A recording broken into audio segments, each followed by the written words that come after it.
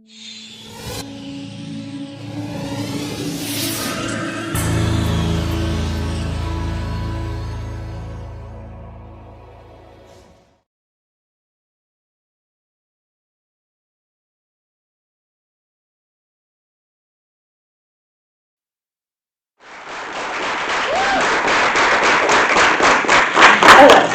your hand if you got a phone or an iPad before you were a freshman in high school. Now, keep your hand raised if you got a phone or an iPad before you're in 6th grade. How about 4th grade? And what about kindergarten? Well, this graph shows that about 94.5% of children or parents give their children their first phone before their freshman year of high school. I don't blame the children for this, I blame the parents. As many of you know, I did not have a phone until my freshman year of high school. At the time, I felt like it was a punishment. However, I soon realized that I wouldn't be who I am today without having a phone. In 6th grade, we all had lunch together for the first time as a whole grade. Except we weren't really together because all we were is there were so many 11th graders on the iPhone 8 Plus. I felt very alone and like I didn't have anyone to talk to because I didn't have a phone. Fast forward to the senior lounge when we were still on our phones, except this time we're on the iPhone 15 Plus. 6 years has passed and nothing has changed. We're so noticeably disconnected that in the senior sunrise, as many of you have seen, we were separated by groups and cliques, all only with each other who we were close with and comfortable with, rushing to leave before the sunrise even started. What happened when we were in JFK and the teachers literally yelled at us for talking too much to our friends and our peers. Children have been constantly living other people's lives through social media, as often children are growing up way too fast, but also they're losing their creativity to these so-called influencers. These influencers have a higher standard of living, which can be very detrimental to children. So, who likes to be bored? No one does. It makes us very uncomfortable. No one likes to be bored, and often resort to these cellular devices. When bored, instead of going on our phone for satisfaction, we can take the time to solve real problems and actually help the world. Many people have a hard time doing so because they often get distracted and addicted to these phones. Having a positive mindset will allow for new, unique, creative ideas to develop without being influenced by others. So, speaking of influencers, children are often throwing their creative ideas to these influencers when scrolling through Instagram or TikTok. They often show this higher standard of living that is much glorified and unrealistic. This captures the attention, unfortunately, of children, and they steer away from their own identity and follow these trends. As a result, children are growing up way too quickly and imitating these influencers. And we can see this by what they wear and how they act. This is really crucial because they're skipping their middle school and awkward phase, and we all know we went through that phase. And we see what these middle schoolers look like now, and they definitely did not look like what we look like when we were middle school. So it's very important to go through this phase to explore various interests to truly find yourself.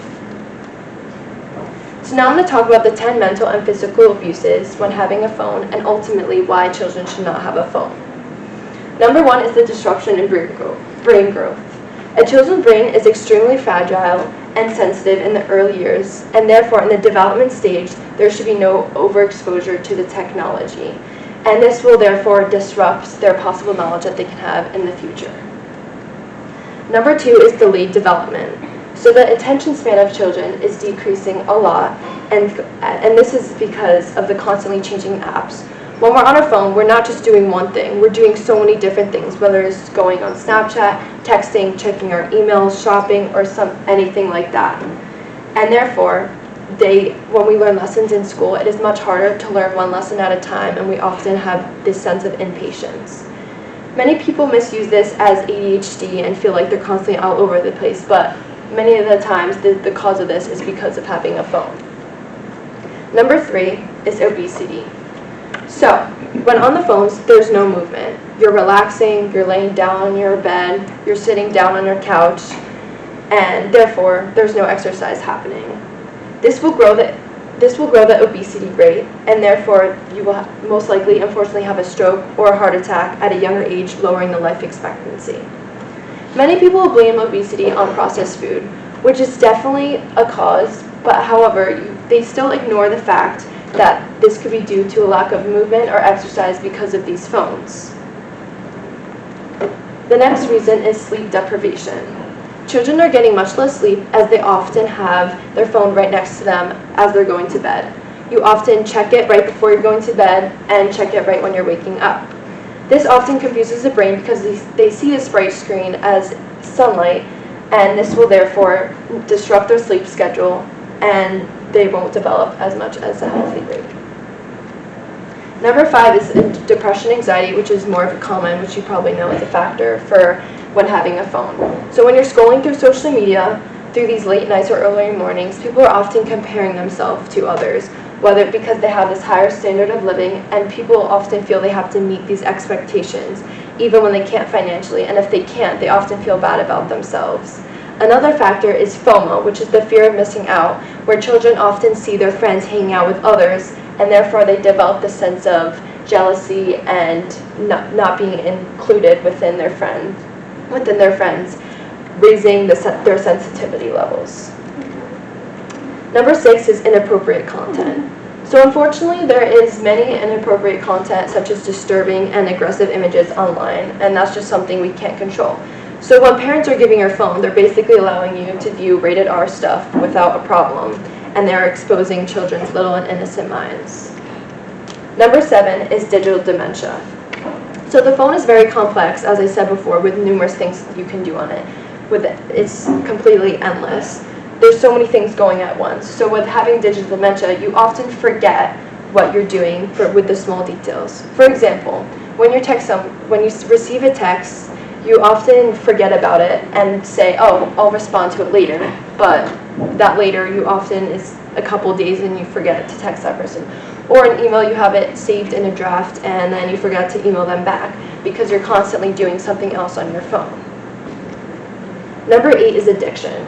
So as you may know, parents are very addicted to their phones, and unfortunately children see this addiction to their parents. Parents are supposed to lead by example and act as role models. However, the children think that it's now acceptable because their parents are so addicted to their phones. They therefore repeat these same habits when picking up their phones.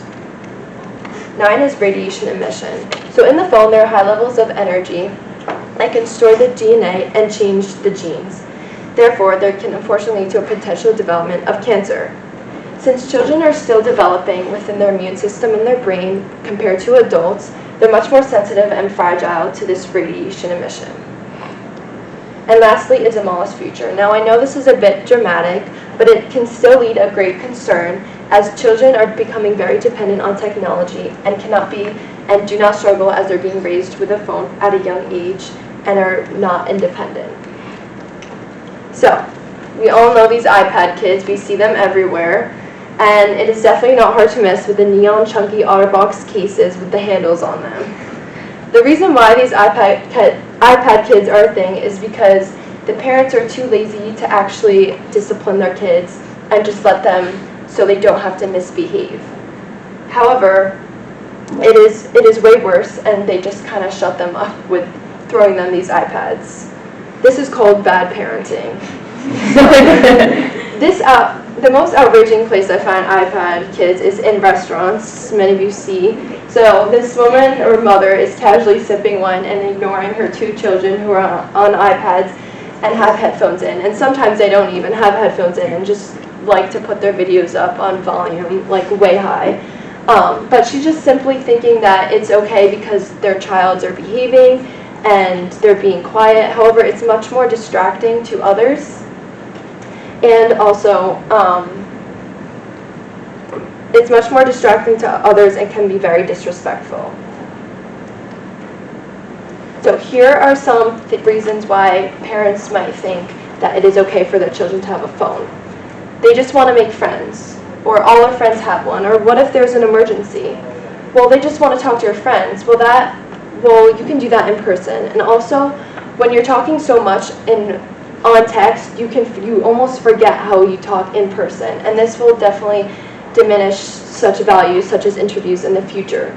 All your friends have one? Well, if all your friends jump off a bridge, would you? And then what if there's an emergency, which is most common? But at such a young child, you should always be with a trusted adult, and that trusted adult can always contact the parent in case if there's an emergency. So here are some solutions. Keep yourself busy. So you can involve yourself in sports, you can involve yourself in volunteering hours, or clubs activities to force your way from the phone. Okay. Another thing is screen time boundaries, where you can do physically or mentally. Physically, you can just set screen time boundaries in the settings, or mentally, where you can just physically tell yourself no, but however, that might be way harder. You can put your phone on Do Not Disturb and set the notifications off so you don't get ringed and so you don't pick up the phone as much. And lastly, change your mindset to a more positive mindset and tell yourself, do I really need to pick up this phone right now? So I was going to have you do this activity, but since there's not much time, you can just quickly look at this. So on your free time, click screen time in your settings, look on this See All app and website activity, and look at your daily average. I encourage you to look at this every week and see if you can decrease this number little by little. Lastly, everything happens for a reason. Now you might be wondering why I include this quote, but I truly live by this and it truly changed my perspective on life. I don't want you to regret anything of this presentation if you got a phone at an early age or not, but I just want you to know that whatever journey life after high school takes you, just try to put down your phone whenever you can, whether you're in college or whatever. Enjoy life moments, because we only live once, and I truly want you to live your happiest and fullest life. Thank you.